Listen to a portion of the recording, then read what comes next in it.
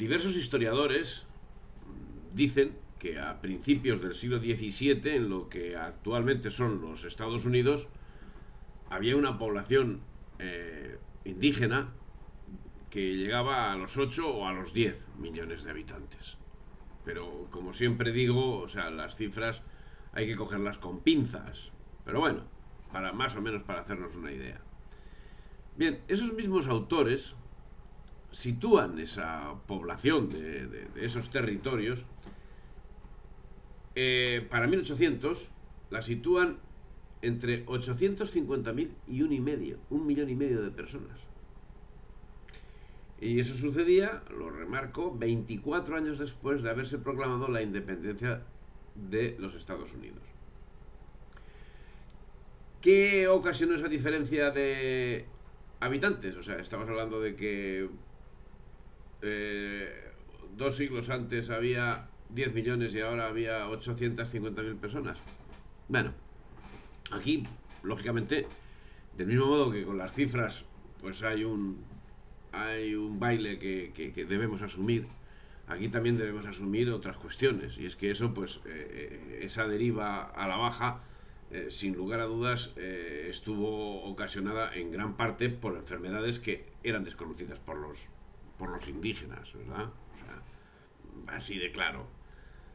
Enfermedades que eran desconocidas, y bueno, pero es que aquí sucedió lo que había sucedido en Irlanda también, ¿eh? Que provocaron, los británicos provocaron hambrunas. Recordemos que pues exterminaron los bisontes, por ejemplo, que eran el medio de vida de los indios. O sea, provocaron hambrunas, repartieron alcohol. O sea, no llevaban precisamente una forma de conquista precisamente como la que llevaba España, no exactamente. Hicieron matanzas controladas y efectuaron deportaciones. El caso es que acabaron con el 90 y tantos por ciento de los indios norteamericanos. Y eso después de haberlos conquistado, eh, o sea, quitado los territorios a México, que bueno, eso sería después, pues ahí todavía se incrementaría más el asunto, con indios que efectivamente pues estaban civilizados, conocían la lengua española, rezaban a Dios, etcétera, etcétera, etcétera, etcétera. Pero es que después de la independencia de los Estados Unidos, los años posteriores fueron aún más crueles y disgregadores para los indígenas. La primera población, la primera colonia que tuvieron los británicos fue Jamestown, en el actual estado de Virginia, y se instituyó el año 1607. Bueno, era una población que tenía unos 6.000 habitantes, 6.000 ingleses, con ganas de riqueza ajena, siempre van con ganas de riqueza ajena, cuya principal obsesión fue la búsqueda de metales preciosos, sin detenerse a formar la mínima trama social entre sus pobladores para constituir una ciudad con cara al futuro. Las guerras con los indios, las enfermedades y los conflictos internos fueron diezmando esa misma población hasta quedar reducidos a 1.000 habitantes 24 años después, ¿verdad? De los pioneros, que son esto lo que ellos llaman pioneros. En fin, para 1614 una expedición inglesa arribó, como digo, a las costas de Virginia, y arribó pues con las formas británicas normales, o sea, asesinando su tripulación a todo nativo que encontraban, capturando a algunos para venderlos como esclavos. Pero además expandieron entre la población india algo que fue letal para ella, y además no fue casual, o sea, así como en otros sitios, pues efectivamente, pues la viruela, que es a lo que vamos, se extendió porque un conquistador aterrizó en México, infectado de viruela, entonces hubo un gran contagio en toda la Nueva España. Aquí, en esta ocasión, también fue la mortandad, una gran mortandad provocada por la viruela. Pero aquí no fue accidental, aquí se buscó, aquí se les regaló mantas a los indios, mantas infectadas de viruela con la intención de que efectivamente esa enfermedad corriese entre la población americana. Una enfermedad que era incurable y que arrasó numerosas aldeas, lo que aprovecharon los ingleses para fundar sus ciudades, su posición, que fue conocida como Nueva Inglaterra. Y el 11 de noviembre de 1620 establecieron sus primeras colonias en Plymouth y Mayflower. En 1625 los indios Pemaquits acogieron con muy buena voluntad a los colonizadores británicos, a los que les entregaron tierras en lo que fue su primera cesión como gesto de acogimiento y señal de paz. Eso fue en 1625. El caso es que en 1637 hubo una masacre de indios Pequot en Connecticut, en Nueva Inglaterra, a mano de los colonos puritanos ingleses.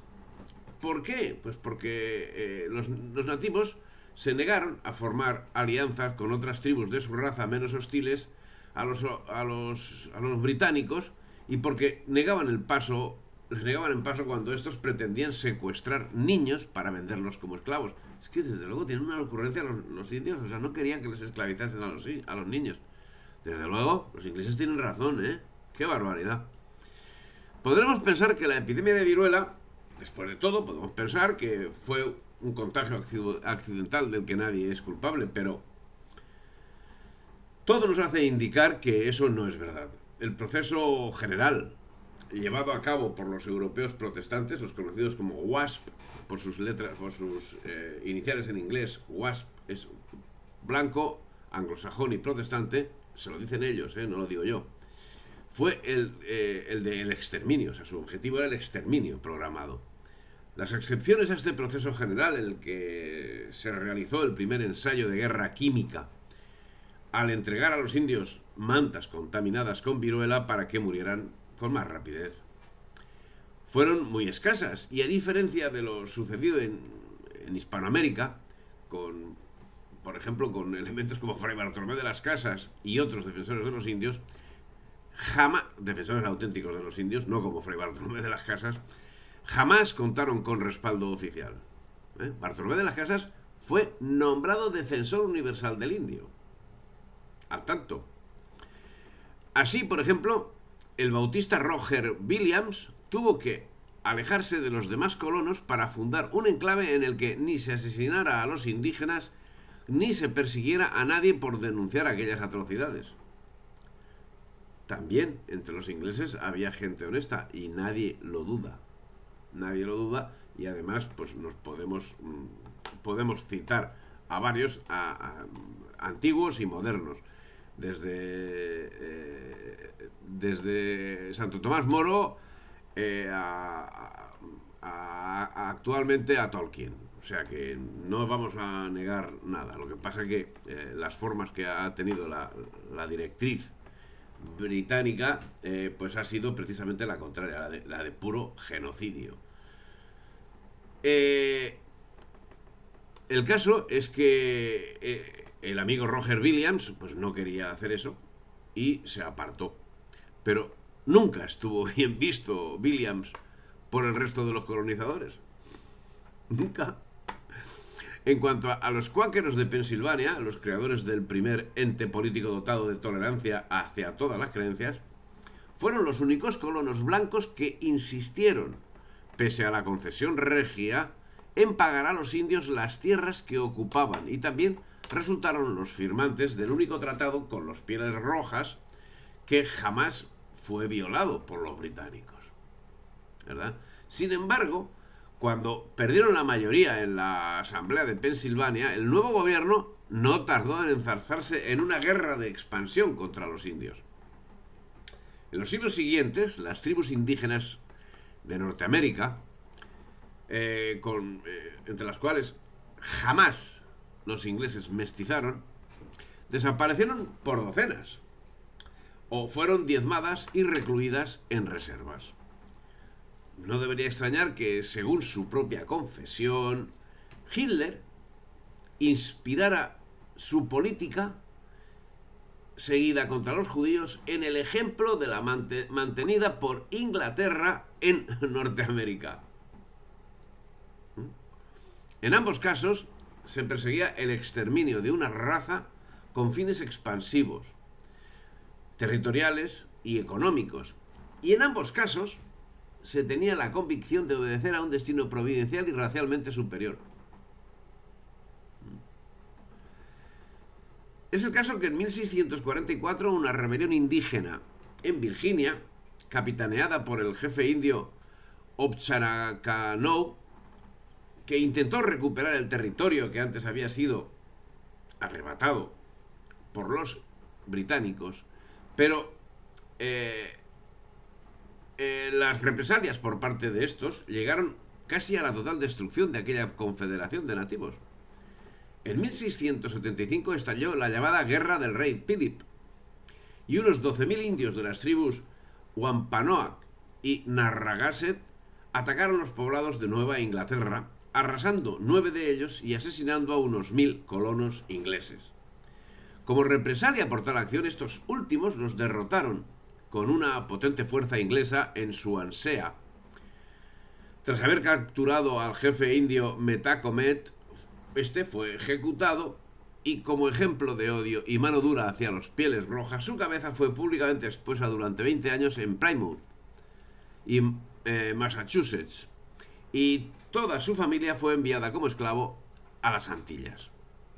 En 1695 fue aprobada una ley en la segunda de dichas ciudades en Massachusetts, por la que se permitía disparar contra cualquier indio sospechoso. O sea, se disparaba contra cualquier indio. Que su texto dispositivo era el siguiente. Dice: cualquier persona, inglés o indio, que encuentre a indios viajando o escondiéndose en cualquier pueblo, puede ordenarles que se acerquen, examinarlos o matarlos como puedan. Literal. O sea, que eran tratados como si se tratase de animales que tenían que ser cazados. En definitiva, una práctica habitual en el Imperio Británico que ha perdurado hasta el mismo siglo XX. Hasta el mismo siglo XX ha perdurado esa práctica. En 1624, los holandeses fundaron Nueva Ámsterdam, que luego sería Nueva York. En 1641, el quinto gobernador holandés de la ciudad, William Kieft, ofreció una recompensa dineraria por la entrega de cabezas de indios. Su afán fue eliminar cualquier vestigio nativo. En sus violentas incursiones, o cacerías directamente, contra los mohicanos, llevó a cabo un ataque nocturno sobre varios poblados de indios, cogiéndoles por sorpresa de noche y asesinando a todos, sin tener en cuenta edad, sexo o lo que fuere. Da igual. Pero una realidad es innegable, y es que lo verdaderamente cierto es que desde que las potencias europeas comenzaron a colonizar América del Norte, millones de amerindios fueron desapareciendo misteriosamente sin dejar rastro. El caso es que, bueno, eso luego se achacaba a otros, ¿verdad? Que actuaban bien distinto. Entre otras cosas, hacían mestizaje. O sea, es que no hay parangón. No hay parangón. España peleó con los indios, ¿eh? O sea, no vamos a decir que fue un campo de rosas, no. España peleó con los indios. España hizo intercambio de enfermedades con los indios, que resultaron letales para unos y para otros, por falta de medios para combatirlas. Pero lo que relata la leyenda negra europea contra España es lo que hizo Europa, no lo que hizo la España católica, sino lo que hicieron los europeos protestantes. Y la realidad humana de América hoy nos da muestra evidente de ello. Solamente hay que ir y mirar. El choque microbiano y viral que en pocos años causó la muerte de la mitad de la población autóctona de Iberoamérica fue estudiado por el grupo de Berkeley, formado por expertos en esa universidad. El fenómeno es comparable a la peste negra, que procedente de China y de India asoló Europa en el siglo XIV. Y ahí no íbamos a acusar a los chinos, ¿verdad? Sencillamente el tráfico comercial hacía que llegasen las personas contagiadas o animales contagiados, como por ejemplo las ratas. Y entonces se transmitían enfermedades. Y esas enfermedades para las cuales no había anticuerpos ni en Europa ni en América, pues son las que hicieron esa mortandad tan inmensa, tanto en Europa como en América luego. Las enfermedades que los europeos llevaron a América, como la tuberculosis, la pulmonía, la gripe, el sarampión o la viruela, eran enfermedades absolutamente desconocidas en América. Por lo tanto, los indios carecían de defensas inmunológicas para hacerles frente. Del mismo modo que los europeos que llegaban allí no tenían defensas contra la sífilis, por ejemplo. Pero es que los protestantes europeos siempre han sido expertos en cargar con sus barbaridades a los demás. Lo hicieron con España y lo hicieron con la Inquisición. Y no podían hacer menos cuando trataron sus relaciones con los indios americanos, a los que después de engañar y después de aprovecharse de ellos, los llevaron al exterminio. Pero después de todo, lo curioso es que han vendido la imagen de los indios cortando cabelleras de los muertos como trofeo, cuando la realidad es muy otra. La práctica de arrancar el cuero cabelludo se difundió en el territorio de lo que hoy son los Estados Unidos a partir del siglo XVII, cuando los colonos blancos comenzaron a ofrecer fuertes recompensas a quien presentara el cuero cabelludo de un indio, ya fuese hombre, fuese mujer o fuese niño. La historia cambia sensiblemente, algo que luego repetirían en otros lugares, como hicieron en la Patagonia, cuando exterminaron a los Selknam. Y se me dirá, pero la Patagonia estaba en territorio hispánico. Sí, pero es que ese exterminio se produjo cuando, después de 1821, cuando la España americana se separó del núcleo, se separó de España y se convirtió en colonia británica. Pero los Selknam desaparecieron entonces. Lo único que los indios en Norteamérica aprendieron la lección que les daban los británicos y pagaban sencillamente con la misma moneda. La verdad cruda es que en 1703 el gobierno de Massachusetts pagaba 12 libras esterlinas por cuero cabelludo, cantidad tan atrayente que la caza de indios organizada con caballos y jaurías de perros no tardó en convertirse en una especie de deporte nacional muy rentable.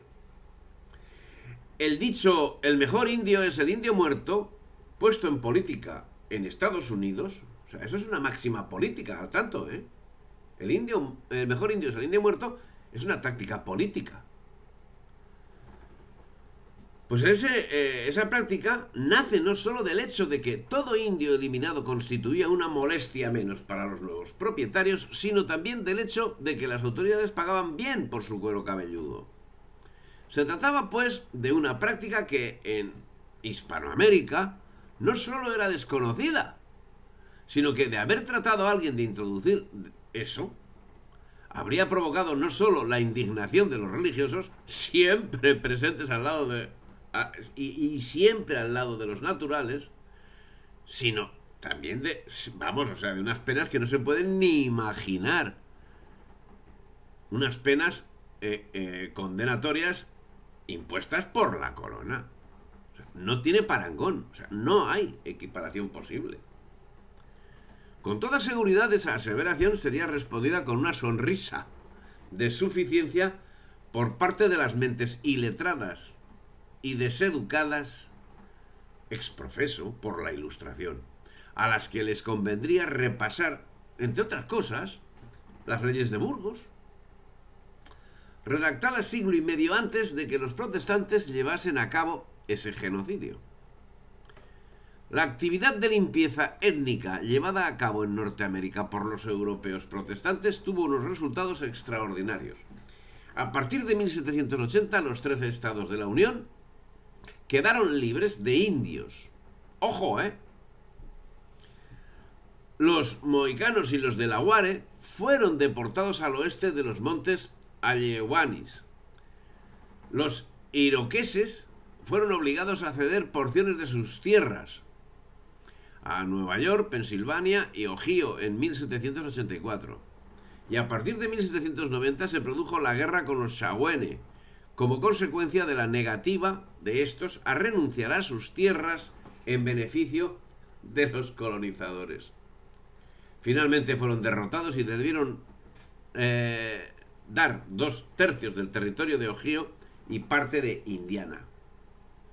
Los primeros 20 años del siglo XIX, el flamante estado de los Estados Unidos seguía conquistando silenciosamente los territorios de la costa atlántica sin contemplaciones con los indígenas.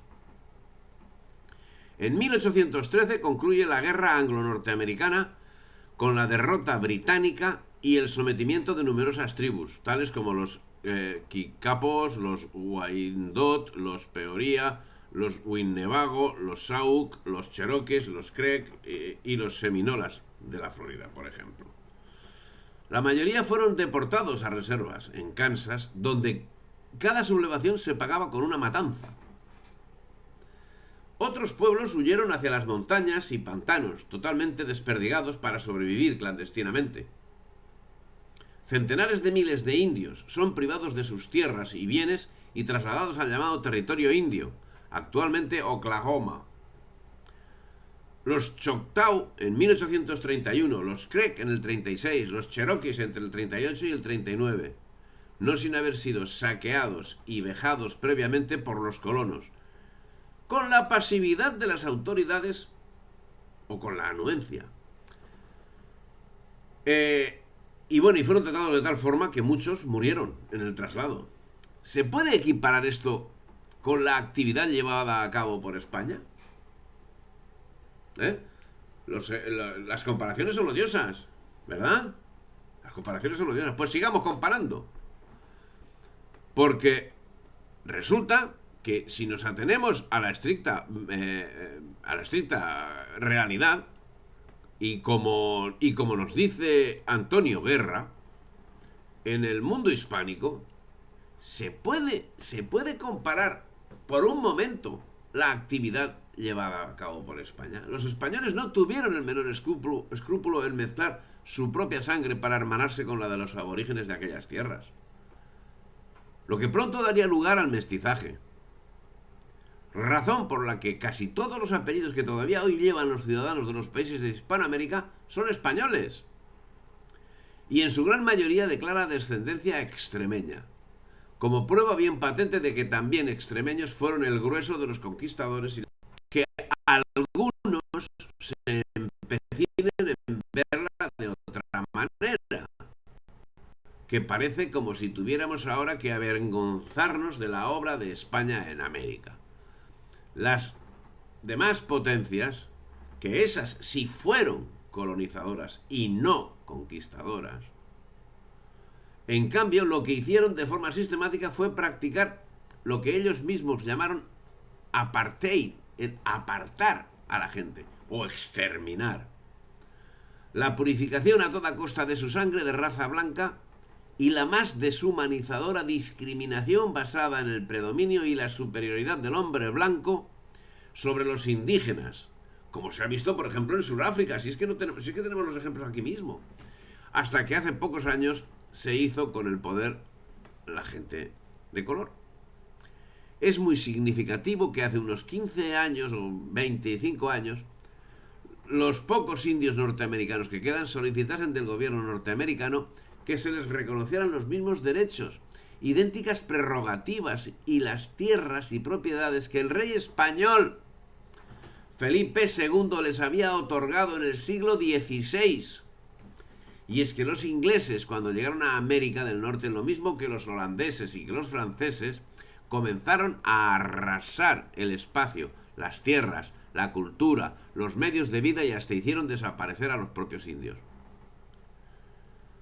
Claro, ya decían que ellos terra nullius, o sea que no había habitante humano. De unos 150 millones de indios, insisto en lo de las cifras, hagamos caso relativo a las cifras, de unos 150 millones de indios de todo el norte de América que había en el siglo XV, solo quedan ya unos cuantos centenares, como último vestigio de todo un pueblo y raza humana que fue exterminada casi por completo, sin piedad ni compasión.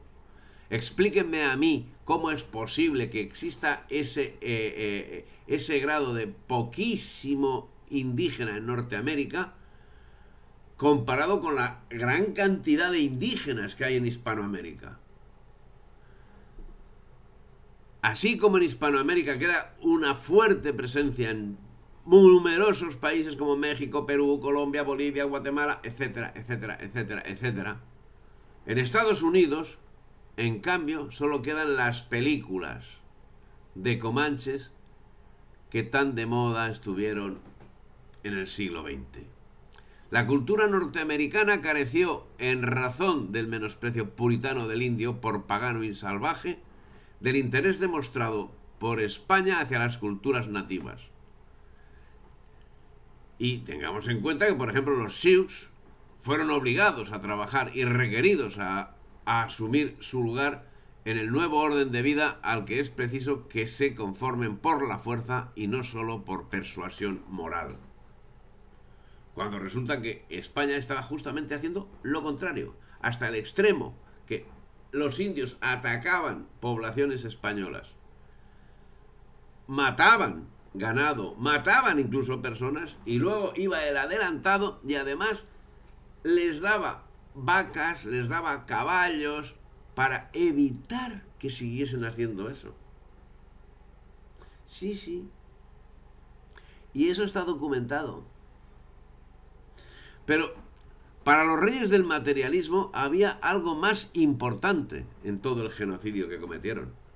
Se ha estimado que el gobierno gastaba $1 millón por cada indio muerto en batalla, sin contar con las squaws ni los papuoses. Bueno, eso salía, esa noticia salía en el New York Herald de 19 de junio de 1876. Esa noticia. O sea, ¿cuál? La repito. Se ha estimado que el gobierno gasta $1 millón por cada indio muerto en batalla. Tal vez para contrarrestar ese gasto, la prensa alentaba el expolio de los indios. Es inconsistente con nuestra civilización. Es inconsistente con nuestra civilización y con el sentido común permitir que los indios vaguen en una región tan buena como la de los Black Hills, impidiendo su desarrollo para que puedan cazar y cortar la cabellera a sus vecinos. Eso no puede ser. Esa región ha de ser tomada a los indios tal como les quitamos Pensilvania e Illinois. Y eso también salía en el York Herald, editorial de 22 de junio de 1876. Por eso, en 1890 el presidente Harrison decide acabar de una vez por todas con el movimiento indio, deteniendo a sus cabezas visibles. Entre ellos está Sitting Bull, el viejo jefe Sioux, que es asesinado el 15 de diciembre en el momento de su arresto. Pocos días después la violencia estalla. En una algarada las tropas gubernamentales exterminan a 300 indios, hombres, mujeres y niños en Wounded Creek. Y así hasta el exterminio total, del que en el siglo XX se muestran tan orgullosos al producir centenares de películas en las que dejan manifiesto el genocidio, no sin achacar a los indios todas las maldades y todas las culpas de su situación. Pero no obstante, en esas mismas películas sacan algunas cositas, como por ejemplo que los indios hablaban en español.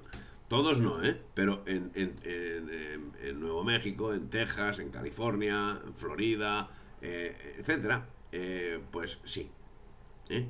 Ahí sí. Bueno, si te ha gustado el vídeo, dale me gusta, difunde y suscríbete al canal.